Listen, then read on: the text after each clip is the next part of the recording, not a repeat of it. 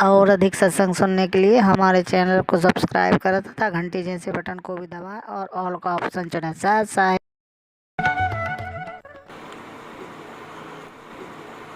अब आपने ऋग्वेद मंडल नंबर 10 सूक्त नंबर 90 के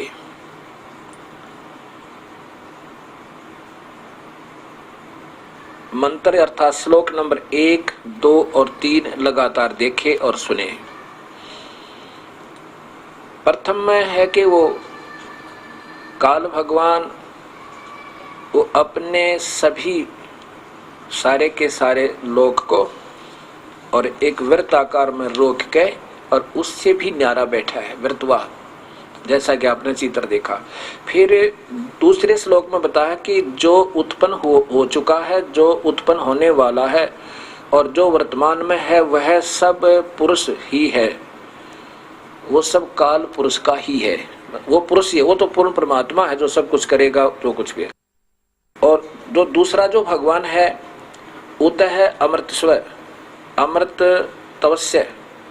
वो जो इससे आगे वाला जो भगवान है उत माने संदेह युक्त, अमृतवस्य माने का अर्थ होता है अमृता का यानी अविनाशीपन का, ईशान्य स्वामी है।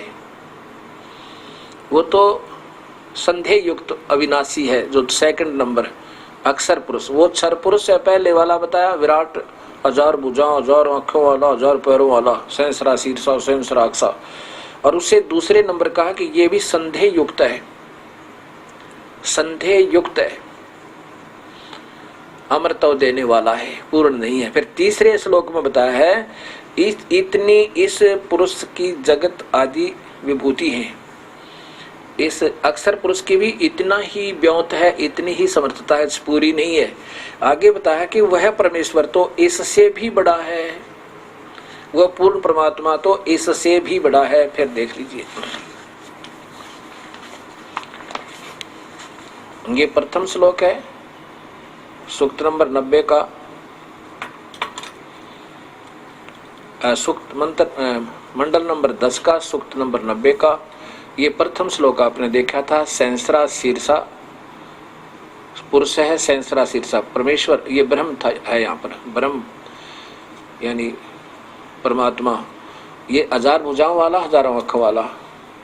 ये दूसरा है कि जो उत्पन्न हो चुका है और जो उत्पन्न होने वाला है और जो वर्तमान में है वह सब पुरुष ही है।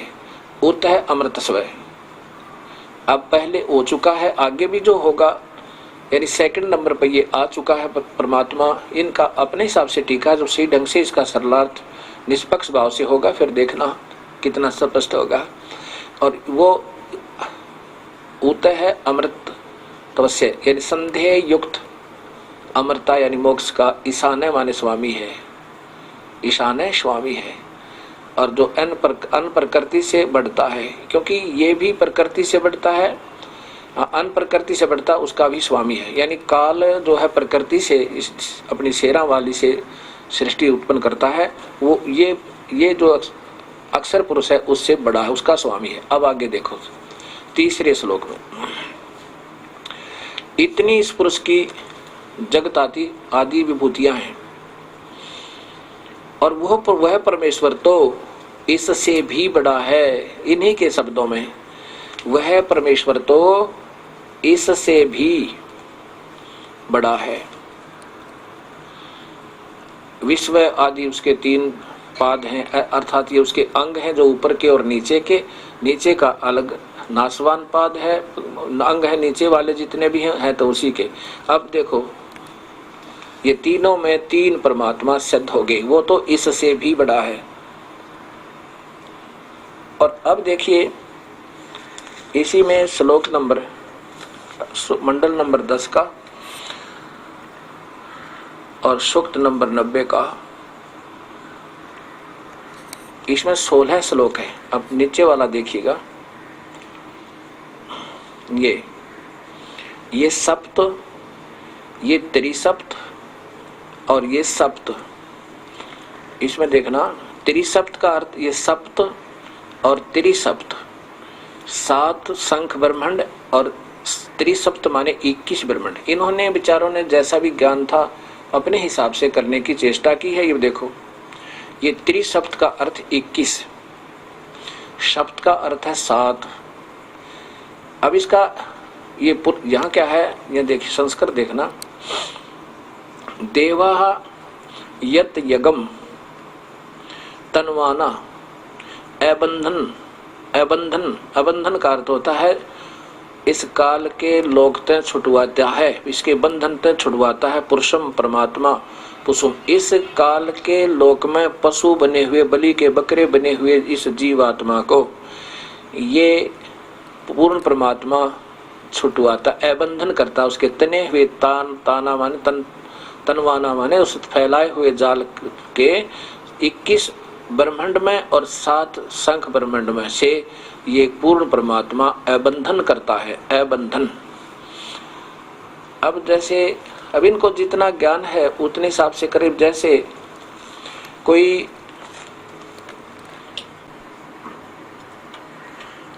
किसी व्यक्ति से कहे कि एक श्लोक है उसका सरलार्थ अनुवाद बताइए, क्या है कि रावण मांगन गया चून ताते लंक बही बिरून। वेद जो हैं ऐसे चौपाइयां हैं, ये श्लोक है। अब जिसने रामायण का पूर्ण ज्ञान है वो तुरंत बता देगा और उसके लिए पूरी व्याख्या सुनानी पड़ेगी। एक श्लोक को का सरलार्थ करने के लिए, अनुवाद करने के लिए, रावण मांगन गया चून माने आटा, मांगने गया आटा, ताते लंक बही बैरून, जिसने रामायण का ही नहीं ज्ञान है तो वो कैसे बता सकता है? नहीं बता सकता। वही बता सका है कि जिसने ज्ञान है वो कहेगा कि रावण एक लंकेश्वर था, भगवान शिव का उपासक था, तमोगुणी। भगवान तमोगुण शिव है और शिव का उपासक रावण था। उसने भगवान शिव की साधना करके ओम नमः शिवाय आदि के मंत्र पढ़ के बहुत सिद्धियां प्राप्त की और फिर उसकी लंका कैसे बैरून हुई, कैसे विनाश को प्राप्त हुई, उसके लिए श्री राम अवतार की पूरी रामायण सुनानी पड़े कि विष्णु जी के अवतार श्री राम आए, नारद जी के श्राप तय। राजा दशरथ के यहाँ जन्म हुआ, राजा जनक की मुंह बोली पुत्री सीता जी से ब्याह हुआ। विवाह के बाद कैकेयी के वर मांगने से श्री राम को वनवास हुआ। उस वनवास के दौरान, समय के दौरान सीता और श्री माता सीता जी और उनके लघु भ्राता श्री लक्ष्मण जी साथ थे। जंगल में कुटिया बनाई, कुटिया में सीता थी। वहाँ एक सोने का मृग बनकर मारीच रावण का मामा आया सिद्धियों से सिद्धि तक, और सीता ने कहा कि मैं इस मृग को लेना चाहती हूँ, ये सोने का मृग मुझे मिलना चाहिए। मृग भाग जाता है। अब ऐसे राम और लक्ष्मण उसके लिए जाते हैं ढूंढने के, लेने के लिए। लंबी कथा है, मैं वो संक्षिप्त में बताता हूँ। सीता अकेली होती है, रावण एक साधु का वेश बना के और भिक्षा मांगता है। जाने से पहले श्री राम आदेश से लक्ष्मण ने एक रेखा खींच दी थी उस झोंपड़ी के चारों तरफ, कुटिया के चारों तरफ। कहा था कि इससे बाहर मत जाना माता, क्योंकि बड़ी भाभी को मां की दृष्टि से देखा करते हैं। क्योंकि तो फिर जब रावण आया तो उसको उस रेखा से लपट निकली, जब अंदर आने लगा भिक्षा लेने के लिए रेखा के अंदर, फिर वो वापस हो गया। तब सीता से कहा कि भिक्षा देनी है तो बाहर आकर दो। जब सीता जी बाहर आई माता, तो पापी रावण उठा ले गया और फिर युद्ध हुआ और लंका का विनाश हुआ। तो ऐसे पूरी रामायण सुनानी पड़े इस एक श्लोक को समझाने के लिए। ऐसे ये वेदों के मंत्र हैं जिनको पूरे ब्रह्मांडों का ज्ञान है, पूरी सृष्टि रचना का ज्ञान है। वो ही इनको त्रिसप्त और सप्त को बता सकता है। सप्त क्या चीज है, त्रिसप्त क्या है। बाकी तो अपनी अटकलें लगाई ही हुई है। अब इस व्याख्या को अगर पढ़े तो कोई भी इसका भावार्थ नहीं बनता। इसका अर्थ है कि इस काल ने इन दोनों ब्रह्मांडों में ये जीव फंसे हुए हैं। 7 ब्रह्मांड, 7 संख्य ब्रह्मांड तो इसका अक्षर पुरुष यानी परब्रह्म के हैं, और 21 ब्रह्मांड इस काल ब्रह्म के, ब्रह्म यानी क्षर पुरुष के हैं। इनमें ये दोनों ही ब्रह्मांडों में जीव दुखी हैं, जन्म मरण में है। ये तो एक कैद समझो। लेकिन इतना अंतर है कि अक्षर पुरुष के लोक में इस क्षर पुरुष के लोकों से ज्यादा सुखी है। उनकी आयु इनसे कई गुना लंबी है। इनसे ज्यादा शक्ति युक्त यानी अच्छे समर्थ वहां पर भक्ति के लोग रहते हैं। उससे ऊपर फिर पूर्ण परमात्मा सतलोक है, असंख्य ब्रह्मांड का मालिक है। तो ऐसा बताया जाना चाहिए था कि वो पूर्ण परमात्मा जो तीसरे श्लोक में बताया, बिल्कुल 3 श्लोकों में 3 ही भगवानों का, वो तो इन महापुरुषों के ही व्याख्या आपको बता रही है, इसमें 2 राय है ही नहीं। और ये आपको बता दिया त्रिसप्त और सप्त। अब देखो आगे 16वें श्लोक में इसी मंडल नंबर 10 सूक्त नंबर 90 के श्लोक नंबर 16 में स्पष्ट कर दिया। इसमें वैसे तो ऐसे चलता आ रहा है पूरे के पूरे मंडल में, 90 मंडल में, कि इन तीनों भगवानों की और फिर जैसे एक ब्रह्मांड की, काल के लोक की, क्योंकि यहाँ हम काल के लोक में रह रहे हैं। इसकी बताई गई है कि शुरू में तो वेदों अनुसार साधना प्रारंभ होती है।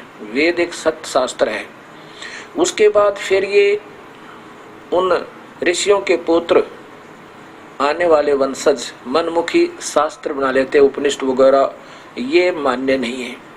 ये भक्ति सतर गिर जाता, गिरते गिरते गिरते गिरते कहते हैं भेड़ बकरियां बना लेते हैं। ओम जय जगदीश हरे स्वामी, जय जगदीश हरे, हनुमान चालीसा, संतोषी माता के आरती है, इस तरह बना लेते। ऐसे ये सतर गिरता गिरता कहते हैं भेड़ बकरियां पर हाथी से उतर कर और भेड़ बकरियां पर बैठ जाते हो आकर के। कबीर इस संसार को समझाऊं के बारे, पूछ पकड़ के भेड़ की ये उतरा चावे पार। दरिया से पार होना और एक भेड़ की पूछड़ पकड़वा रखी नादान व्यक्ति ने कि ये तुझे पार कर देगी दरिया से। लेना चाहिए था नौका और पकड़े बैठे भेड़ की पूछ। और कोई कहे ये साधन ठीक नहीं, उसके नाराज क्यों होते हो? परीक्षण करवा उसका, और तो पूछा भी कहीं गलती तो नहीं होगी हमारे तय। और फिर अपना ठीक है आपका, अच्छा ठीक है आपका साधन तो आप करते रहिए, दबाव नहीं किसी पे, लेकिन विचार जरूर करना चाहिए। तो ऐसे बताया है कि जो असत साधनाएं शुरू हो जाती हैं जो शास्त्र विरुद्ध होती हैं, इससे गिरते गिरते ये प्राणी 4 खानियों में बट जाते हैं। यहीं पर 84 के जन्म मरण के चक्रे माने चक्कर में आ जाते हैं। इसको निष्पक्ष भाव से कोई खोल के देखना विद्वान पुरुष, लेकिन इस सृष्टि रचना जो दास ने बताई इसको दृष्टिकोण रखना, मध्य नजर रखना, फिर बिल्कुल स्पष्ट हो जाएगा, कोई समस्या नहीं रहेगी। आप तो विद्वान पुरुष है और अच्छी तरह खोल सकते हैं। अब कोई किसी को बहका नहीं सकता। और मैं तो यही चाहता हूं कि कहीं ये दास भी कोई ऐसी गलती ना कर जाओ जो समाज को आगे आनी उठानी पड़े। मैं तो इसलिए बार बार कह रहा हूं कि मैं बता रहा हूं तो इसमें गलती है तो ढूंढो कहीं पर, और मैं स्वीकार करूंगा कि मेरे से गलती होगी, नाक रगड़ूंगा और कान पकड़ लूंगा। मैं नहीं चाहता, कोई प्रभुता नहीं चाह रहा मैं, हमने प्रभुता नहीं चाहिए, हमने अपना प्रभु चाहिए। ये जो शास्त्र मैं आपको दिखा रहा हूं मुझे जरूरत नहीं थी, मुझे तो अपने परमात्मा कबीर परमेश्वर की रजात और मेरे भगवान गुरुदेव के द्वारा जो दे दिया मार्ग मैंने सत्य है, उसमें कोई संदेह नहीं। मैं तो अंधा होकर ब्लाइंड फेथ करके उस पर चल रहा हूँ, उस वे ऑफ, उस रास्ते पे मुझे कोई आवश्यकता नहीं थी, लेकिन उन्होंने ड्यूटी ला दी इस दास की। ये शास्त्र में क्यों दिखा रहा हूँ? इसलिए दिखा रहा हूँ कि एक उदाहरण है। एक समय एक अंधा जा रहा था रात्रि के समय अंधेरे में, और एक टॉर्च ले रखी हाथ में। पहले लालटेन हुआ करती थी मिट्टी के तेल से जगने वाली, अब टॉर्च समझो, आम बच्चा आम भक्त समझ जाएगा भाई बहन भाई। टॉर्च लिए हुए जा रहा था, आगे से बच्चे आ रहे थे, बच्चों का शोर सुनकर खेलते हुए आ रहे थे। उस अंधे ने कहा, भाई बच्चों जरा देखकर चलना, मैं अंधा हूं, मुझे कुछ दिखाई नहीं दे रहा है। वो बच्चे पास आए और कहने लगे, बाबा आप अंधे हो तो टॉर्च किस लिए? आपको क्या दिखाई देता है इस टॉर्च से? आपके क्या काम है ये टॉर्च, ये बैटरी, ये लालटेन? उस अंधे व्यक्ति ने कहा कि बेटा ये आप आंखों वालों के लिए है, कहीं मुझ अंधे में टक्कर ना मार दो, ताकि इस चांदने में तुम मुझसे एक तरफ से निकल जाओ, मेरे साथ एक्सीडेंट ना कर दो। ये शास्त्र, ये दास इसलिए आपको एज ए टॉर्च दिखा रहा है कि इस दास से वाद विवाद ना करें, अपने शास्त्र देख लो। ये टॉर्च है आपके लिए, मुझे आवश्यकता नहीं थी इनकी। मुझे तो मेरे प्रभु ने जो मार्ग बता दिया, जो उन्होंने बिल्कुल साधारण भाषा में जो ज्ञान दे रखा है, वो 4 वेद, 18 पुराण, 11 उपनिषद, कुरान, पुराण, बाइबल जी, सब का ही सामूहिक ज्ञान बिल्कुल समझा रखा अपनी वाणी में। वो साधारण भाषा में है, लोकोक्तियों में है, शब्दावलियों में है, जो अध्याय श्याम वेद के 1400 नंबर श्लोक में स्पष्ट किया है कि वो परमात्मा तेजपुंज का दूसरा शरीर ऊपर कवर बना के, चोला धार के, वस्त्र पहन के आता है और फिर वहाँ कुछ दिन संसार में आम व्यक्ति की तरह वस माने रह के, आन माने आम व्यक्ति की तरह जीवन जी के रहता है, और फिर अपने सत मार्ग द्वारा उसमें वर्तमान में दिए जा रहे एक शास्त्र विरुद्ध साधना रूपी पुए माने फोड़े फुंसी से निकले हुए मवाद को पिला रहा होता है, अमृत समझ के, अमृत के स्थान पे। ये गलत साधना कराने वाले संत अपने उस छुपे हुए ज्ञान को फिर जगाता है। श्याम वेद 1400 नंबर संख्या में अच्छी तरह भक्तात्मा इस दृष्टिकोण से उसको फिर दोबारा सरलार्थ कर सकते हैं। उन्होंने अपने निवचनानी माने लोकोक्तियों के द्वारा वो सब रचनारथ सही ढंग से की हुई थी, हमने तो पूर्ण विश्वास है। अब ये उन्हीं के आदेश से ये दास कर रहा है। अब ऋग्वेद मंडल नंबर 10 और सूक्त नंबर 90 का अंतिम श्लोक यानी 16वां श्लोक मंत्र आपको बताता हूं।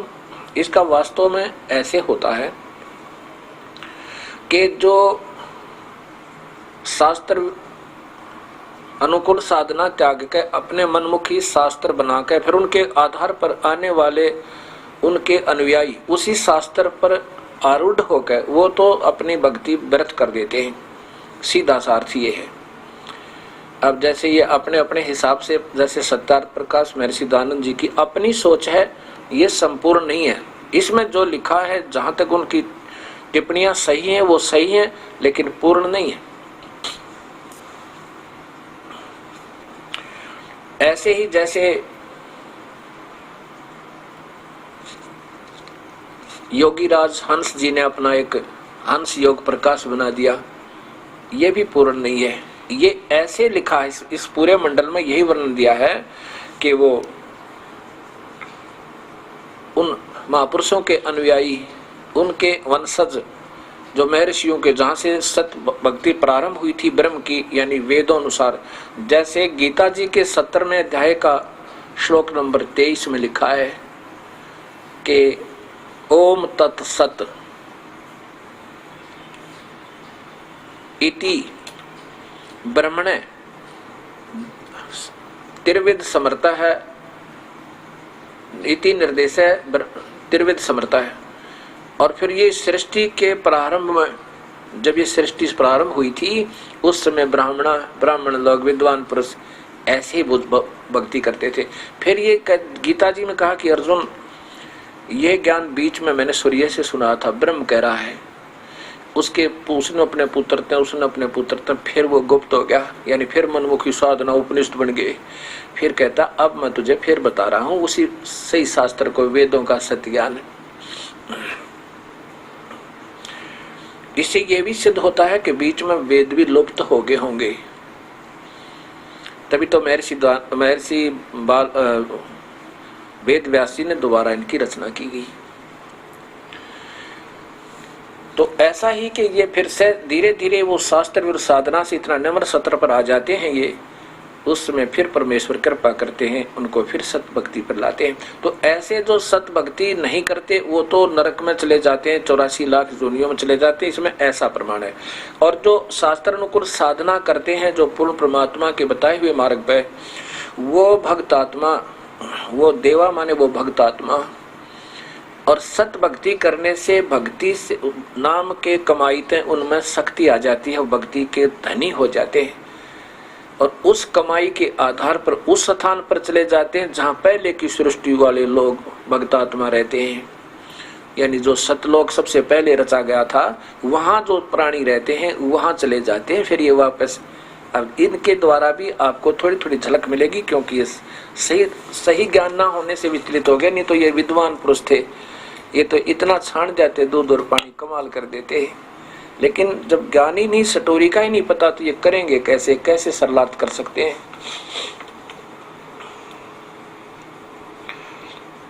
ये तो मंडल नंबर 91 नीचे प्रारंभ हो रहा है। ये अंतिम 10वें मंडल का, मंडल नंबर 10 का सूक्त नंबर 90 का अंतिम श्लोक है। इसमें लिखा है कि देव शक्तियां संगीतकरण यज्ञेन, यज्ञेन का अर्थ होता है सत भक्ति। यज्ञ माने धार्मिक अनुष्ठान। सत भक्ति करके आदि से अथवा अग्नि से यज्ञम सृष्टि रूपी यज्ञ को अयजंत करते हैं, क्योंकि तानी माने वे धर्माणी संसार के धारक बल, प्रथमानी मुख्य आसन माने हैं। इसका सीधा अर्थ बना है कि जो ढंग से भक्ति करते हैं और वो ये देखो धार्मिक कर्मों के यानी मुखिया हैं, वो सही ढंग के प्रथमानी यानी 1 नंबर के हैं, उनमें सही विधिवत साधना कर रहे हैं। ते है वे ही महिमान यानी महान सामर्थ्य वाले हुए। जो सत भक्ति करते हैं वो महिमान, यानी अर्थ महिमान का अर्थ है कि वे शक्तिशाली हो गए। भक्ति से ही भक्ति करने से उनमें भक्ति कमाई होगी, और जिसके कारण नाकम माने आनंद स्वरूप परमेश्वर को निमित्त कारण रूप में प्राप्त करते हैं। यानी उस सच्ची भक्ति के कारण उस आनंद कंद परमात्मा को प्राप्त करते हैं। आनंद कंद परमात्मा को, क्योंकि वहां परमात्मा आकार में है, तभी तो वेद में लिखा प्राप्त करते हैं। और महर्षि जी कहते हैं कि स्थान नहीं प्रभु का, और ये स्वयं ही इसमें लिखा है कि वो उसको निमित्त कारण से प्राप्त करते हैं, जिसमें पूर्व सृष्टि यानी पहले पूर्व सृष्टि के सृष्टि साधन संपन्न, वैसे तो साध्याकार देखिएगा, देव शक्तियां रहती हैं, देव शक्तियां रहते हैं। देवा ने भक्तात्मा, क्योंकि वहां जो हंस रूप में, हंस माने अच्छी आत्मा, श्रेष्ठ आत्मा होगी, वो रहती हैं। वो शक्तियां क्योंकि सतलोक में हैं, वहां चली जाती हैं उस पूर्व सृष्टि के, जिसमें वहां उस स्थान पर चले जाते हैं, उस परमात्मा को प्राप्त कर लेते हैं। बड़ा पीछे करिए, देखिएगा पीछे ना, पूरा देखो इसको एक बार, पूरा श्लोक एक ही बार देख लीजिए बस। यहाँ देखो, देव शक्तियां संगीत कारण आदि से अथवा अग्नि से सृष्टि रूपी यज्ञ को करते हैं। यानी यज्ञ का अर्थ होता है यज्ञेन यज्ञम, सत भक्ति यज्ञ के करने से जो पूजा ढंग से करते हैं वे संसार के धारक बल, धर्माणी माने धार्मिक कर्म अच्छे ढंग से करने वाले 1 नंबर के हो गए, यानी प्रमुख हो गए, वो सबसे श्रेष्ठ है। सीधा अर्थ बना इसका।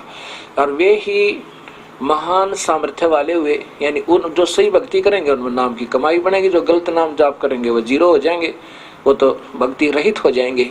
और जो सत भक्ति कर रहे हैं वो अच्छी कमाई वाले होंगे और उसके कारण हुए हैं, वही महान सामर्थ्य वाले हुए और उसको आनंद स्वरूप परमेश्वर को उसी निमित्त कारण से, उस सत भक्ति की कमाई के कारण से प्राप्त करते हैं। सीधा सारथ बने इसका। और जिसमें पूर्व सृष्टि के वहां कहाँ चले जाते हैं, कहाँ प्राप्त करते हैं, वहां चले जाते हैं जिसमें पहले वाली सृष्टि यानी सतलोक में ये साध्या भक्त आत्मा रहते हैं, दिव्य शक्तियां रहते हैं।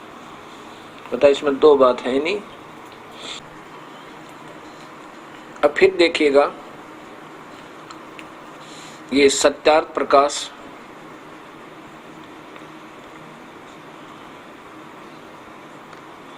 महर्षि दयानंद सरस्वती स्वामी विरचित वैदिक प्रकाशक हैं, वैदिक पुस्तकालय दयानंद आश्रम केसरगंज अजमेर। अब यहाँ देखिएगा इसमें प्रश्न, ये समोल्लास नंबर आप देखिएगा, ये सप्तम समोल्लास प्रश्न नंबर 188 और फिर ये देखिएगा 89 पृष्ठ पे, प्रश्न नंबर 189 189 पे। यहाँ देखिएगा प्रश्नकर्ता ने प्रश्न किया, महर्षि जीते कि ईश्वर व्यापक है व किसी देश विशेष में रहता है। उत्तर मिला कि व्यापक है, यानी वो तो व्यापक है, किसी स्थान पर नहीं रहता, क्योंकि जो एक देश में रहता तो सर्वांतर्यामी, सर्वज्ञ, सर्वनियंता, सबका सृष्टा, सबका धर्ता, प्रलय करता नहीं हो सकता। अप्राप्त देश में कर्ता की क्रिया का असंभव है। स्पष्ट कहते हैं कि किसी स्थान पर नहीं रहता, कोई धाम, कोई लोक, कोई स्थान नहीं है, कह रहे महाराज महर्षि जी। और फिर ये देखिएगा आगे, किसी ने प्रश्न पूछा, ये समोल्लास नंबर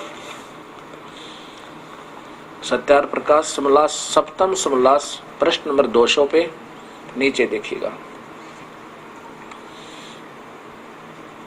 प्रश्नकर्ता ने प्रश्न किया, ईश्वर अपने भक्तों के पाप अक्षमा करता है व नहीं? महर्षि जी का उत्तर नहीं, क्योंकि जो पाप अक्षमा करे तो उसका न्याय नष्ट और सब मनुष्य महापापी हो जाएं, क्योंकि उनको पाप करने में उत्साह और निर्भयता हो। जैसे कोई राजा अपराधियों के पाप की क्षमा करे तो वे अधिक पापी हो सके, अधिक अपराध पाप करने लगे, और जो अपराध नहीं करता है वह भी अपराध करने से न डरेगा। इसलिए सब कर्मों का यथावत फल देना ईश्वर का काम है, अक्षमा करना नहीं। अब इससे सिद्ध हो गया आपको स्वयं ही कि महर्षि जी का अंतिम फैसला है कि पाप नहीं कट सकते। और फिर कहा है कि अगर जैसे कोई राजा किसी के पापों को क्षमा कर दे तो वो ज्यादा पाप करने लग जाएंगे। वैसे तो यहाँ बहुत से प्रमाण हमने मिले हैं, अभी हमारे सामने हमारे जीवन में बहुत से ऐसे प्रमाण हैं जो कुख्यात डाकू थे और सरकार ने उन्हें कहा कि यदि तुम भविष्य में ऐसी गलती नहीं करोगे और हमारे कानून के अंतर्गत चलोगे तो हम तुम्हें माफ कर सकते हैं। उनको माफ कर दिया और वो भविष्य में एक नेक व्यक्ति कहलाए बन गए। ऐसा तो राजा लोग भी करते हैं, जो उनके अनुसार चले अर्थात उनके भक्त बन जाएं तो राजा भी माफ कर देते हैं। ये तो आपके सामने सैकड़ों प्रमाण है ऐसे। पीछे पंजाब में कितना उग्रवाद फैल गया था, अनजान बच्चे गलती कर बैठे थे, सरकार ने सोचा भी बच्चे हैं अपने, हो जाती है गलती, कहा बच्चों आगे से गलती नहीं करोगे तो तुम्हें अपनी फिर मुख्य धारा में ले लेंगे, तुम्हारे सब पाप काट देंगे, सब थारे आपके ऊपर जो जितने मुकदमे वापस ले लेंगे। जिन्होंने स्वीकृति दे दी उनको बरी कर दिया, कोई केस नहीं चला।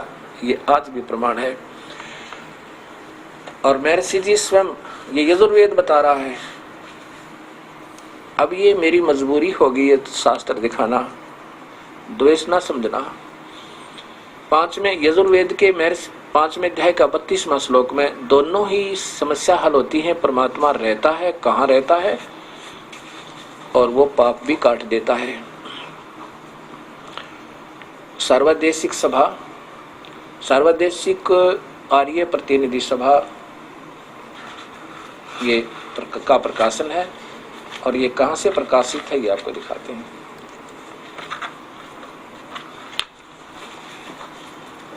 ये यजुर्वेद मेरे सिद्धानंद जी का चित्र, और यहाँ देखिएगा ये कहाँ से प्रकाशित है। प्रकाशक सर्वदेशी कार्य प्रतिनिधि सभा 2/5 महर्षि दानंद भवन, रामलीला मैदान, नई दिल्ली। और इसमें यजुर्वेद के ही 5वें अध्याय का 32वां श्लोक देखिएगा। इन्हीं के करकमलों द्वारा, ठीक है, इन्होंने अपने हिसाब से, क्योंकि इनकी इन महापुरुष की अंदर, इधर देखना, ये 32वां श्लोक है, अध्याय नंबर 5वां, 5वां अध्याय और श्लोक नंबर 32 पे। अब पहले संस्कार देख लिए, उसी गसी कबीर स्पष्ट लिखा है। जैसे यजुर्वेद, यजुर्वेद को नहीं बोलना। अब आपने यहाँ देखिएगा पहले, अगर हम इसके साथ,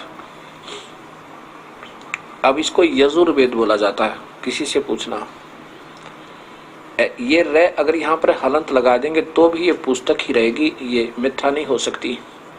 और यजु के साथ एक रे लगा के नीचे एक हलंत लगा देंगे तो यजुर सीधा ही बोला जाएगा, यजुर। और वेद माने ज्ञान, ये यजुर्वेद माने ये एक पुस्तक, यजुर्वेद पुस्तक का बोध कराएगी। ऐसे ही जहाँ कबीर शब्द लिखा है वो कबीर परमेश्वर का बोध समझना। उसी का सी जो पूर्ण शांति दायक है। कबीर अंगहारी असी, अंग माने पाप, अरि माने शत्रु, असी माने है। वो कौन है? वो कबीर है। वो कबीर है जो पाप को भी काट देता है अपने भक्तों के ही। बमभारी का अर्थ होता है भंवरे की तरह बंधन में, जैसे भंवरा कमल के फूल का आनंद लेते लेते, सुगंधित फूलों का बाग में आनंद लेते लेते और उसके बंधन में आके मृत्यु को प्राप्त हो जाता, फंसा रहता है, दुख पाता है। ऐसे हम काल लोक में फंसे हुए के बंधन काटने वाला, बमभारी माने बंदी छोड़, बंधनों का शत्रु, ये स्वयं लिखते महात्मा जी। आगे देखो, इनके हिसाब से बताता हूं। पहले, हे जगदीश्वर, जिस कारण आप, क्योंकि ये ब्रह्म बोल रहा है, ये नहीं भूलना आपने, क्योंकि महर्षि जी कहते हैं कि वेद ब्रह्म ने बोले, परमेश्वर, क्योंकि परमेश्वर वो ब्रह्म को ही परमेश्वर मानते हैं। परमेश्वर उक्त हैं, सत्यार प्रकाश में आपको पहले दिखा था। हे जगदीश्वर, ये ब्रह्म कह रहा है, जिस कारण आप कांतिमान हैं। अंगारी, अंग अरि, अरि माने शत्रु, अंग माने पाप। इन्होंने खोटे चलन वाले जीवों के शत्रु लिखा है। अंगारी यानी खोटे चलन के शत्रु, असी माने है, सीधा ही है, अंगारी असी शत्रु है। आगे है कबीर, ये यहाँ रे ला के हलंत लगा दे तो भी कबीर बनेगा। जैसे यजुर्वेद को तो भी ये कबीर परमेश्वर ही लिखा जाएगा। कबीर, कबीर असी, वो कबीर परमेश्वर है। इसको रे लगा के और नीचे अगर एक हलंत लगा देते हैं तो वो कबीर है, ये सीधा बन जाता। यहाँ लिखना था वो कबीर है, हिंदी में उसको कबीर लिखा जा सकता है, कबीर, वो कबीर है। आगे देखिए, बमभारी बंधन के शत्रु, बंदी छोड़, उन्हीं के कलमों से। आगे देख, और ज्यादा ना बता के मैं ये दिखाता हूँ आपको इसी श्लोक में कि वो कहाँ रहते हैं, वो सब व्याख्या बता दे। है असी माने है। आगे देखना, सवर ज्योति, सव प्रकाशित, अंतरिक्ष को प्रकाश करने वाले। सवर ज्योति का अर्थ होता स्वप्रकाशित। रत धामा, सत्य धाम, सतलोक। रत धाम माने सतलोक, युक्त माने उसमें रहते हो, है माने रहता है, उसमें है। रत धाम में है, सतलोक में है। और वैसे ही उक्त गुणों से प्रसिद्ध आप सब ये तो वैसे आपका उन्होंने बाद में है, बस इतना ही है कि वो सत धाम युक्त है, रत धामा सतलोक में रहता है। युक्त माने रहता है, ये इधर देखिए 80 माने है। ये एक ही श्लोक में अपने ही हाथों से, वेद तो स्पष्ट है, इसमें तो कोई शक नहीं। अब यहां जैसे हम लिख दें कबीर देव, अब यजुर्वेद है ये,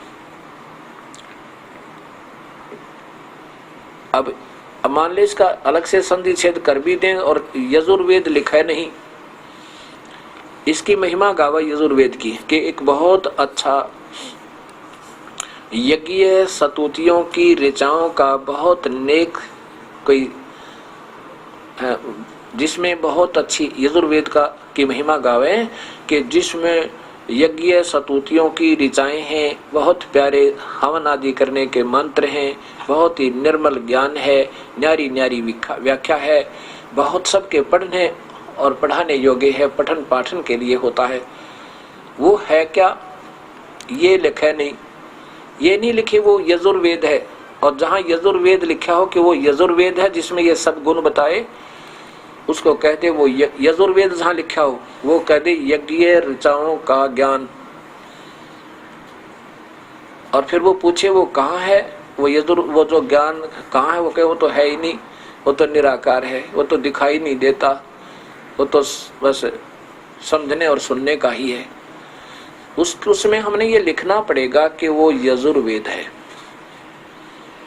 वहां लिखना पड़ेगा कि वो यजुर्वेद है जिसमें ये सब महिमा सुनाई। ऐसे ही इस चारों वेदों में वो कबीर परमेश्वर है। 40वें अध्याय के 8वें श्लोक में यजुर्वेद में स्पष्ट लिखा है कि वो परमात्मा कबीर है जिसके सारे गुण गा दिए अभी तक। और इस 5वें अध्याय के 32वें श्लोक में लिखा वो कबीर है जिसके सब गुण गाए जाते हैं। वो कबीर अंगारी असी, वो पाप कर्मों को काटने वाले कबीर परमात्मा है। और 29वें अध्याय के 25वें श्लोक में भी यजुर्वेद में उसी परमात्मा का जिक्र है कि वो कबीर परमेश्वर अपने आप ही संदेश वाहक बनकर आता है अपने सत्य ज्ञान का। वो कबीर असी परचेता, वो सबको ज्ञान कराने वाला कबीर है। अब जैसे कोई दूध की व्याख्या करे, उसकी महिमा गावे, सफेद सफेद है, पेय पदार्थ है, पौष्टिक आहार है, सबके बाल और वृद्धों के लिए पीने योग्य है, सबने पीना चाहिए। क्या बात कही, बहुत ही पौष्टिक आहार है, विटामिनों युक्त है, सफेद रंग है। और जहाँ लिखा हो कि वो दूध है, वहां लिख दे कि वो तो सफेद सफेद पेय पदार्थ है। फिर उस दूध को कैसे ढूंढे इंसान, नहीं ढूंढ सकता। वहां लिखना पड़ेगा वो दूध है जिसकी महिमा गाई। ऐसे ही अब कलयुगी ऋषियों की दृष्टिकोण कबीर परमात्मा जो काशी में आए थे उसके ऊपर रहा कि कहीं वो कबीर शब्द ना हो जावे भगवान, इसलिए उन्होंने कबीर शब्द को लिख दिया। सर्वशक्ति कांतिमान, सर्वज्ञ, सर्व सृष्टि रचनहार आदि आदि, उसका कबीर शब्द का ये अर्थ कर दिया। वहां लिखना चाहिए था कि वो कबीर परमेश्वर है। सह तवम कबीर देव है, वो कबीर देव है। कबीर अग्नि, कबीर अग्नि माने कबीर परमेश्वर। ऐसा सैकड़ों जगह इस चारों वेदों में आता है। अब किसी ने प्रश्न किया महर्षि जी से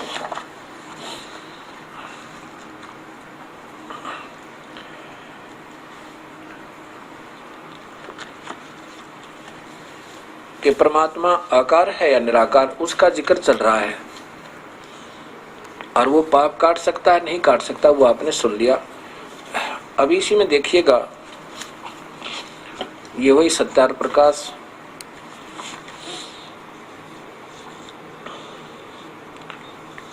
महर्षि दयानंद सरस्वती द्वारा रचित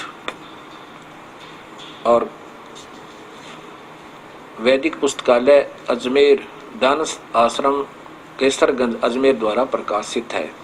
इसके पृष्ठ नंबर 190 पर आप देखिए,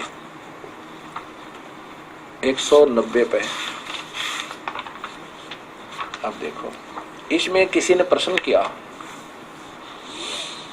प्रश्न नंबर 190 पे प्रश्नकर्ता ने प्रश्न किया, ईश्वर साकार है व निराकार? उत्तर महर्षि जी का निराकार, क्योंकि जो साकार होता तो व्यापक न हो सकता,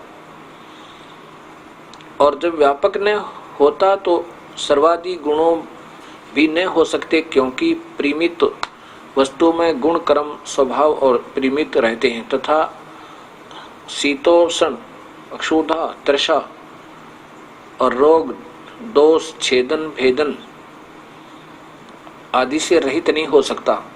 शीतोष्ण देखो, शीतोष्ण मन गर्मी सर्दी भी लगती, भूख भी लगती। इससे यह निश्चित है ईश्वर निराकार है, और जो साकार होता तो उसके आकार बनाने वाला दूसरा होना चाहिए, क्योंकि जो संयोग से उत्पन्न होता है उसको संयुक्त करने वाला निराकार चेतन अवश्य चाहिए। जो कोई कहे कि ईश्वर ने अपना शरीर बना लिया, तो वही सिद्ध हुआ कि शरीर के बनने से पूर्व निराकार था, इसलिए वह परमात्मा न शरीर धारण करता है, निराकार होकर सब जगत को सूक्ष्म आकार से स्थूल आकार बनाता है। इसमें एक और विशेष कहा महाराज जी ने कि जो कोई कहे कि ईश्वर ने अपना शरीर बना लिया, तो वही सिद्ध हुआ कि शरीर के बनाने से पूर्व निराकार था। अब यह आपको एक छोटी सी व्याख्या देंगे।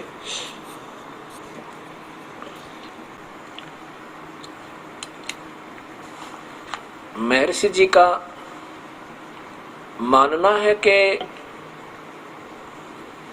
परमात्मा निराकार है, और यदि परमात्मा आकार में आवे तो उसको भूख लगे, गर्मी सतावे, सर्दी सतावे, और आकार में आया है तो इसका मतलब पहले निराकार था। कितना अच्छा प्रश्न उन्होंने करने की कोशिश की है, उत्तर देने की कोशिश की है। अब जैसे हरियाणा, राजस्थान, उत्तर प्रदेश, पंजाब में आदि प्रांतों में, हिंदुस्तान में गर्मियों में गर्मी बहुत होती है, उष्णता बहुत होती है, सर्दियों में शीतलहर होती है। और आज से लगभग 200 वर्ष पीछे जाओ, सैकड़ों वर्ष पीछे जाओ, देखें हम उसमें हिंदुस्तान में कितनी अशिक्षा थी और कैसे साधन थे यहाँ पे। उसमें कोई एक व्यक्ति से दूसरा व्यक्ति अनजान से अनजान पूछे कि राजा कैसा होता है, क्या मनुष्य जैसा होता है, तो उत्तर मिले उस कोई भोली भाली आत्मा है जिसको बिल्कुल ज्ञान ना, वो कहेगा राजा तो है ही नहीं, वो मनुष्य रूप में थोड़ा ही है। और यदि मनुष्य रूप में हो और उसने यहाँ राजस्थान में, हरियाणा में, पंजाब में गर्मियों में आना पड़े तो गर्मी लगे, सर्दियों में आना लगे तो उसको सर्दी सतावे, भूख लगे, प्यास लगे, और तो ऐसी गलती भगवान नहीं करे। और उसको फिर बनाने वाला कोई और चाहिए, क्योंकि दो के बिना ये परमात्मा, दो के संयोग बिना प्रभु की यानी किसी जीव की उत्पत्ति नहीं मानते महर्षि जी। और स्वयं मानते हैं कि परमात्मा ने सबसे पहले यंग जवान जोड़े नर और मादा उत्पन्न किए, स्त्री मनुष्य, स्त्री और पुरुष। और कहता है कि संयोग के बिना नहीं हो सकता, इसलिए प्रभु को बनाने वाला कोई और चाहिए।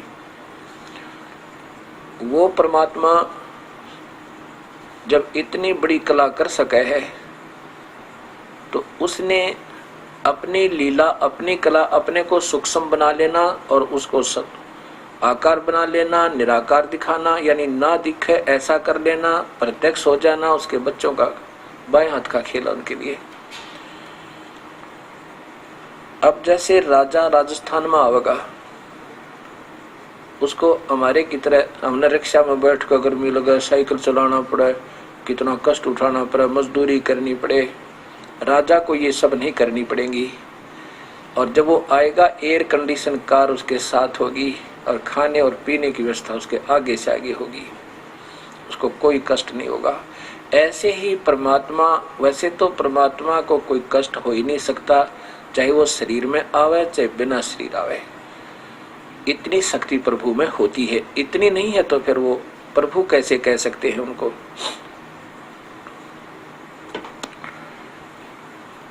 और दूसरा प्रश्न है, उत्तर है हमारे ऋषि जी का कि जब वो अब आकार में आया है तो उसका कोई पहले निराकार था, इसलिए तो उसने शरीर बनाया।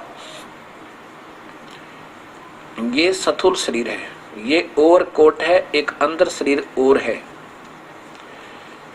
और परमात्मा का शरीर जो है, वास्तविक शरीर जो तेज पुंज का है, बहुत तेजों में है।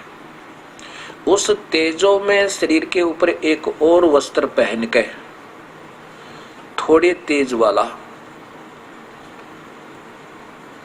अब जैसे 1000 वाट के बल्ब के ऊपर कोई कवर चढ़ा दे तो वो बल्ब छुप जाता है और बल्ब जैसा ही आकार बना दे, उसमें से प्रकाश ना दिखे, ऐसा समझो। तो वो परमात्मा अपना और तेज पुंज का शरीर, वैसा ही शरीर मनुष्य जैसा प्रभु है और वैसा ही अन्य शरीर बना के उसके ऊपर और कोट पहन के, चोला वस्त्र। वेद कोई बच्चों के लेख नहीं है, इसमें इतनी बहुत ही अजब व्याख्या है, एक एक अक्षर सोच समझ के लिखा है। अब इसमें लिखा है कि श्यामवेद अध्याय नंबर 14 के श्यामवेद में 1400 नंबर संख्या में भद्रा वस्त्रा शमन्या, शमन्या माने भद्रा वस्त्रा माने तेज पुंज के कपड़े, तेज पुंज का चोला अपने वास्तविक शरीर के ऊपर, क्योंकि वस्त्र पहनेंगे तो इस शरीर के ही आकार के तो होंगे ये। ऐसा ही जो वास्तव में परमात्मा सतलोक में रहता, ऐसा ही दूसरा शरीर बना के, यानी उसके ऊपर और कोट पहन के अपने वास्तविक तेज को छुपा के और आम व्यक्ति की तरह जीवन जी के कुछ दिन संसार में रहकर वो कबीर परमेश्वर, वो सर्वशक्तिमान कबीर परमेश्वर निवचनानी अपनी लकोक्तियों के माध्यम से, शब्दावलियों के माध्यम से सरल भाषा में अपना सत्य ज्ञान बताता है, सुनाता है, वर्णन करता है। और उस समय उन विचक्षण माने चतुर व्यक्तियों द्वारा दिखे तो ज्ञानी गणे और ज्ञान साधना सारी शास्त्र विरुद्ध दे रहे होते हैं। उन विचक्षणों यानी चतुर प्राणियों के द्वारा अमृत के स्थान पर पूर्ण परमात्मा एक पूर्ण ब्रह्म की भक्ति ना बता के अन्य परब्रह्म और ब्रह्म और नीचे के देवी देवता तीनों गुण ब्रह्मा विष्णु महेश की भक्ति का रास्ता बता के अमृत के स्थान पर फोड़े फुंसी से निकला हुआ मवाद पिला रहे होते हैं को वो पूर्ण परमात्मा कबीर साहब अपने ही सत्य ज्ञान को छुपे हुए को फिर जगाता है। ये श्यामवेद। अब निष्पक्ष भाव से पुण्यात्मा इसको फिर देखें।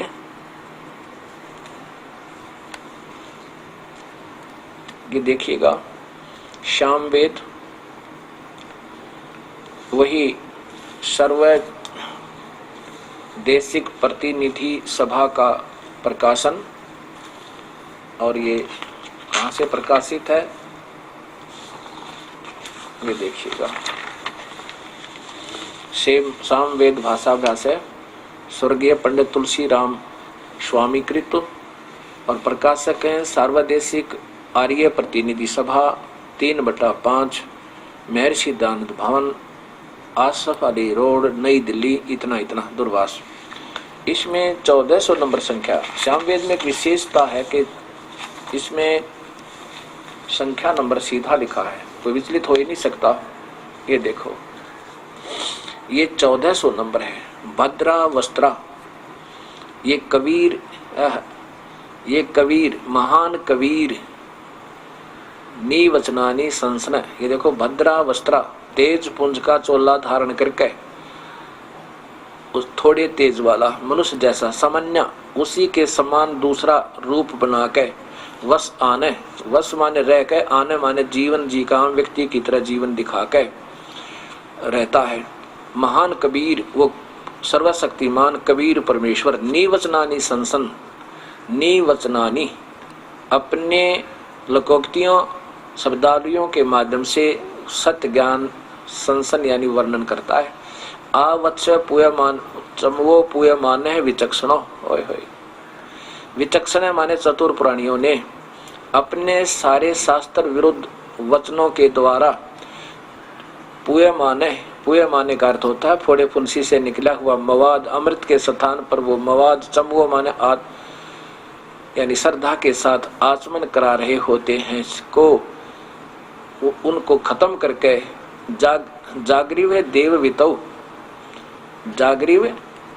वितो, उस पूर्ण परमात्मा के, देव माने परमेश्वर के, वितो माने छुपे हुए वास्तविक धन को यानी ज्ञान को फिर जागृत करता है। विचक्षण माने चतुर प्राणियों से, पूय माने बड्डे पू की मात्रा है, बड्डा पूय का अर्थ होता है फोड़े फुंसी से निकला हुआ मवाद को, वो चतुर प्राणी गलत साधना, शास्त्र विरुद्ध साधना बता के उनको अपने सारे भाषणों में, सारे प्रवचनों के द्वारा ये अमृत के स्थान पर नरक पिला रहे होते हैं। उस समय वो अपने वास्तविक ज्ञान को जगाता है। इसका सीधा सार्थ ये बनता है। और इन्होंने क्या किया है कि भद्रा माने बले, समन्या माने समाग संग्राम योग्य, कमाल कर दिया। समन्या, सम माने उसी के का, और अन्य माने दूसरा, उसी जैसा दूसरा। वस्त्र माने तेज पुंज का शरीर चोला बना के, ये बहुमूल्य लगते हैं तेजों को, ये तेज तो मानते हैं। वस्त्र माने वस्त्र तुल्य तेजों को, ये तेज पुंज के सीधे ही बना है, तेज पुंज का शरीर बना के। वसान माने ओढ़े हुए, वस इसका अर्थ होता है वसान, वस माने रह के, आने माने जीवन जी के, यानी यहाँ संसार में उस तेज पुंज के शरीर को ऊपर ओढ़ के चलो, इनकी तरह चलो, उस तेज पुंज के शरीर को वास्तविक शरीर के ऊपर ओढ़ के वो महान कबीर, वो पूर्ण परमात्मा कबीर, महान कबीर। अब यहाँ थोड़ी सी यहाँ बात बिगड़ती चली गई। अगर यहाँ कबीर लिख देते तो दूध लिख देते, यहाँ पर वो दूध है जिसकी महिमा गा रहे हैं, वो यजुर्वेद है जिसमें ये महिमा बता रहे हैं, ये महान कबीर परमात्मा है जिसके अंदर ये गुण है, वो आता है। विद्वान निवचनानी सूक्तों को अपने श्लोकोक्तियों के माध्यम संसन माने पढ़ते हुए ये मतलब वर्णन करते हैं, वो दिखाऊंगा आपको। विचक्षण माने दृष्टा, विचक्षण का अर्थ चतुर प्राणी। जागृह माने आलस्य प्रमाद रहित पुरुष के सम्मान। पूय माने ये शुद्ध मान सोम, बताओ पूय माने, पूय का अर्थ होता है फोड़े फुंसी से निकला हुआ मवाद। शोध्य मान सोम, देव वितौ यज्ञ में। चमवो माने धूलोक और पृथ्वी लोक में। आवत स्व माने प्रवेश करता है। अब पूय माने का अर्थ आपको दिखाता हूं शब्द कोश में। अब देखिएगा, पूय का अर्थ पूयमान, उसी से पूय से ही पूयमान बनता है, पूयमान है। संस्कृत हिंदी कोश वामन शिवराम आपटे, इनके द्वारा ये प्रश्न ये लिखना पूयमान है। पूयम बड्डे ऊ की मात्रा है। पूय या पूयम, पीप फोड़े या घाव से निकलने वाला मवाद, पीप आना, मवाद निकलना। और इसी प्रकार ये दूसरी शब्दकोश देखिए।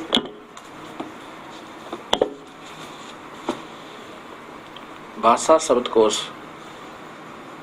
ये है श्री राम नारायण लाल, ये देखिए श्री प्रकाशक है राम नारायण लाल बेनी प्रसाद, प्रकाशक तथा पुस्तक विक्रेता, इलाहाबाद।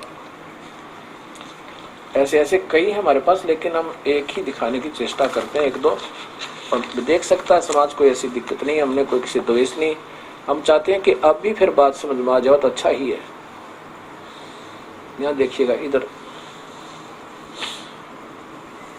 पुए पीप मवाद,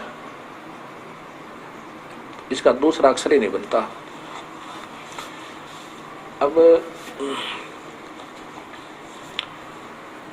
वास्तविकता क्या है? कबीर साहब कहते हैं, साच कहूं तो जगमार ही,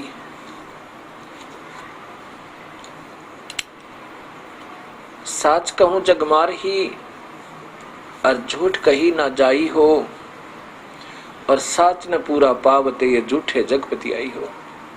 सच्चाई बताओ तो नाराज होंगे, महसूस करेंगे, लेकिन ऐसा नहीं चाहिए। इसको फिर देखना चाहिए हमने। कोई बात नहीं, ना जाने ये तो कितने युगों का उलझा हुआ ज्ञान है, जब सुलझ जा तभी ठीक है। महर्षि दयानंद जी ने बहुत अनमोल काम किया है। वेदों को सत्य ज्ञान बताना और उसके ऊपर आरूढ़ कर देना,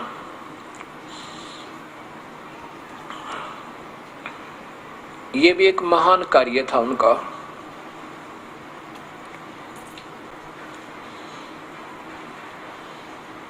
न जाने कितने युगों से उलझा हुआ ये ज्ञान है। अब सभी विद्वान भक्तात्मा हो गई हैं। कोई एमए किया हुआ है संस्कृत से, किसी ने बीए किया हुआ है, कोई पीएचडी किए हुए हैं।